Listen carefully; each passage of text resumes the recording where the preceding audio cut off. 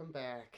As we finish out module or unit 4, which focuses on political outputs, we're looking at what is the culmination of all of these things we've discussed, these governmental foundations, these inputs on the political system, the institutions themselves. What is the outcome? What is the output? And that is domestic and foreign policy. We've already covered the domestic aspect, but now we look at foreign policy. What goes on outside the United States, and why do we make the decisions we do? Foreign policy is examined by the goals that we have, how it's changed, who's involved, what methods are they using, and what kind of challenges does that create for us abroad. So we start by looking at what are our foreign policy goals. And what they are usually stems from one of these four categories: national and alliance security, international stability, and economic development. Those are pretty straightforward, so let's take a look at what they mean. When we're talking about American foreign policy, we're talking about one of these, if not a combination of them. When we're talking about national security, we're talking about the protection of ourselves here at home. How do we keep the containment of spread of bad influence, negative actors, war, what have you, from entering the United States of America? Typically in the modern era, we've done this through what we call limited engagements or limited wars, like the wars in Korea, Vietnam, Central America, to fight the spread of communism during the Cold War. We also see that spread to what we call alliance security, where we focus on our main allies. Not just the allies of NATO within the European Union or other alliances, but those that have signed economic treaties, political ties, or some type of economic foundation with the United States. And by having both elements of security, we are creating what is referred to as international stability. This belief that when we have security amongst ourselves and our alliances, that we can create stability in around the globe with that influence through diplomacy, meaning written laws, policies, or some type of economic or political engagement with the United States. An example of that is seen in your online textbook and provided resources with President Jimmy Carter in the late 1970s when he got Egypt and Jordan to come together and support the two-state solution between Israel and Palestine to try and support that foreign policy initiative and effort, which was listed as one of the biggest successes of his presidency. We have now lived into an era where we are watching that alter and change in real time in front of us. In terms of the relationships with Israel, Palestine, and their neighbors. The last element is economic development. The belief in the post-war era after World War II, through what we call the Marshall Plan, was that third world countries would be less threatening and less of a problem for the United States if we were able to develop the markets necessary for capitalistic societies to develop.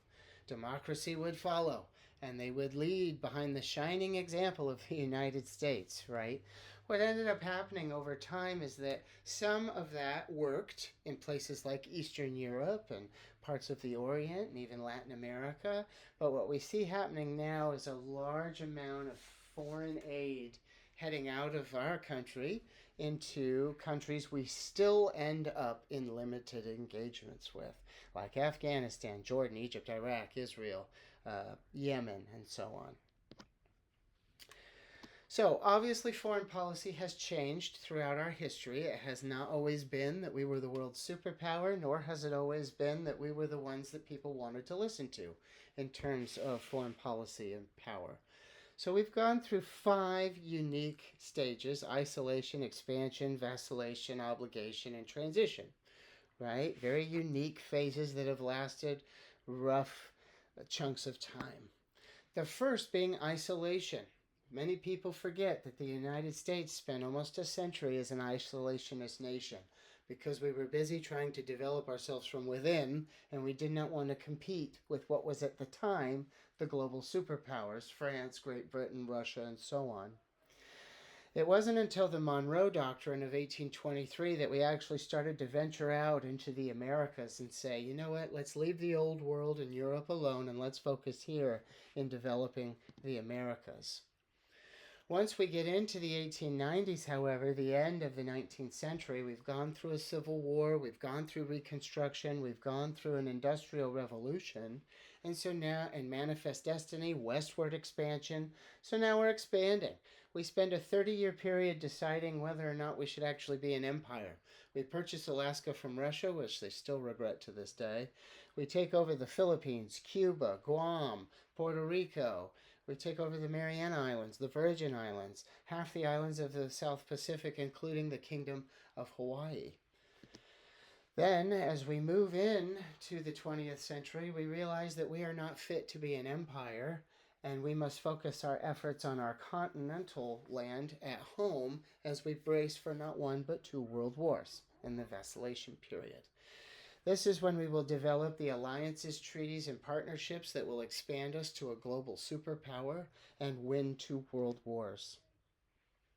In that post-World War era, we enter what's called the obligation period, where we literally become the world's police in an effort to deter the spread of communism and nuclear deterrence across the globe, to prevent what we phrased during the Cold War as mutually assured destruction, as countries raced to develop new technologies in order to compete with each other militarily. This was a political strategy we referred to as containment and led to the 40-year Cold War, which will not end until 1991. However, it will create a strategic alliance, you see highlighted in blue, between us and over 100 nation states across the globe. Since the turn of the late 1990s into the 21st century, we've entered what is known as the transition period, where we have other elements trying to step forward into the light of a global superpower behind the United States. We see our unified partnership with the European Union, who is a very strong entity outside of the United States, in competition with what we refer to as BRICS: Brazil, Russia, India, China, and of course South Africa, which is not highlighted. But elements and alliances are being formed in competition for who the next potential superpower will be. So, who are the policymakers within foreign policy? We discussed early on that the presidency is where a lot of foreign policy initiatives are begun, because the executive office of the president hosts a lot of the elements of the American military, like the National Security Council, State Department, Defense Department, Homeland Security, CIA, FBI, and so on.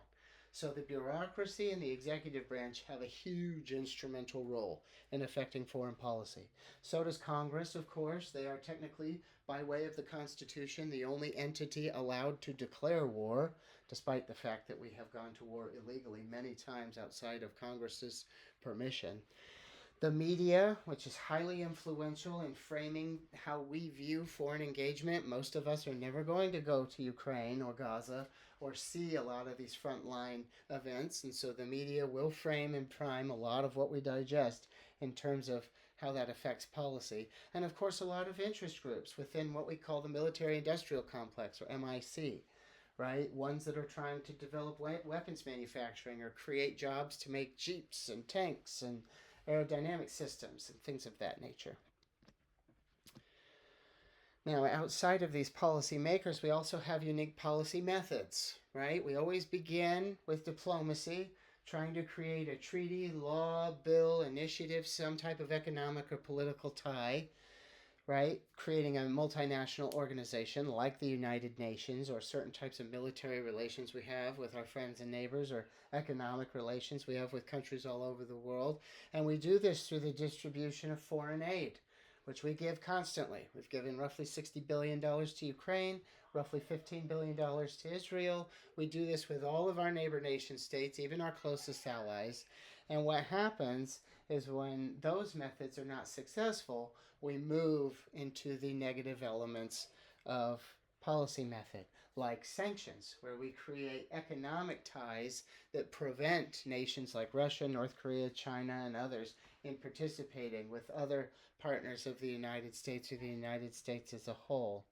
And then, of course, once all of these diplomatic ranges are no longer successful, we move into military action and espionage, which is war, right? War and spying. Espionage is a fancy word for spy. Since the Cold War, we have ramped up our participation in military action and espionage around the globe, whether we are at war or not. And all of these factors, whoever the policymakers are, what the policy methods are, how we've organized the way of doing this throughout history and the phases we've historically been through, it creates unique challenges. One is wars over weapons. We engage in a lot of limited conflicts over the creation of mutually destructive weaponry, fighting an idea known as terrorism. This is very unique, right? In World War II, we fought Nazism, fascism. They had a face, a name, a uniform. Terrorism has none of those things. It could be anybody. They could be at home, they could be abroad, they could be within rogue nations that have no leadership. They could be within regional conflicts that don't even involve the United States. And it could be over the creation of weapons of mass destruction like nuclear warheads and others. This has been the effect of globalization.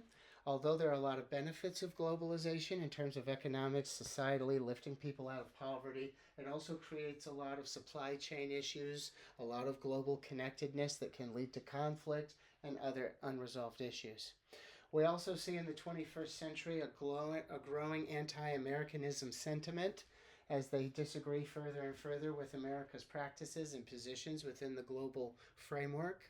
And of course, fear and uncertainty is one of the largest consequences that we've had in the 21st century. Fear and uncertainty is what has allowed us to change laws that allow us to be spied on by the NSA through the Patriot Act, that allow us to sacrifice some of our personal freedoms with the Transportation Security Administration at the airport in exchange for feeling safer.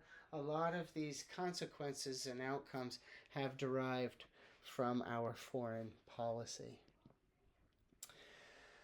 So, in a nutshell, although these units are brief and abbreviated, we now come to our final assessments and assignments. Your final project, don't ignore that, your final project focuses on culminating everything you've learned in the course from the first, second, and third unit and applying it to a domestic or foreign policy issue of your choice. I've listed some samples there and some guides with the resources. If you have any questions, let me know. And we have a final exam. This final exam is open book, open note. There is no time limit. It's taken on Canvas. You do not have to go to a testing center. It's simply there to help prepare you through 10 questions for the Florida Civic Literacy exam. If you've taken it already, great. If you haven't, this will help solidify that information as you move on to take that outside of the course. If anyone has any questions for me, please feel free to reach out at any time with any questions. And with that, I thank you for your time and your participation in the course, and I look forward to hearing from you in the future.